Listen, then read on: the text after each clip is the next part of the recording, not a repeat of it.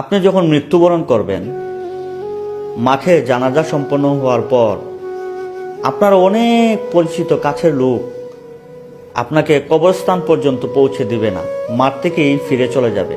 কারণ তার অনেক ব্যস্ততা, অনেক প্রয়োজনীয়তা রয়েছে, অনেক জরুরি কাজ রয়েছে। আপনাকে কবর পর্যন্ত ওরা পৌঁছে দেওয়ার সময়টুকু ওদের নেই। জানাজার মাঠ থেকেই ওরা বিদায় নিয়ে নেবে। অথচ আপনি যখন বেঁচে ছিলেন, ওই লোকগুলোর জন্য আপনি কতই না কিছু করেছেন, কত সময় ব্যয় করেছেন, তাদের জন্য